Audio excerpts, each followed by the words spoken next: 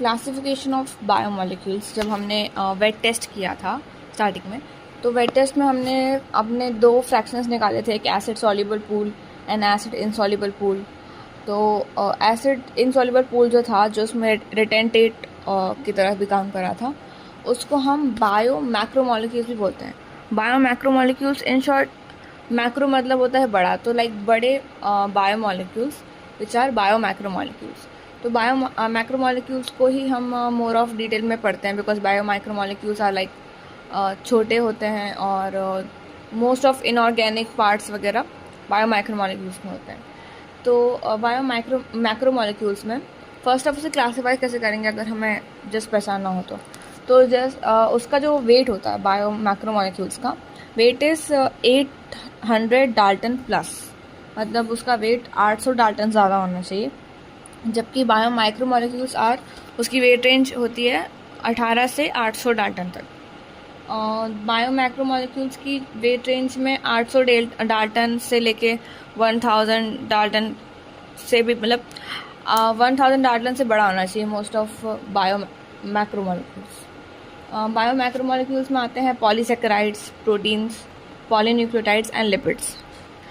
Lipids के बारे में एक चीज़ है कि that lipids are not strictly bio macromolecules. अगर हम लिपिड का वेट देखेंगे तो लिपिड की वेट जो होता है वो 800 डाल्टन से कम होता है। दैट मीन्स उसको वैसे तो बायो माइक्रोमोलिक्यूल्स में फॉल करना चाहिए था, बट लिपिड्स की जो एक प्रॉपर्टी होती है दैट दे फॉर्म मिसेल।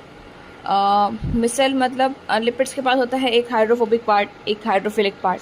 तो जब उनका हाइड्रोफोबिक पार्ट होता है वो अंदर की तरफ होता है और उसका जो हाइड्रोफोबिक पार्ट होता है वो बाहर की तरफ होता है, और इस तरह से वो एक स्ट्रक्चर का फॉर्मेशन करते हैं, उसको बोलते हैं मिसेल।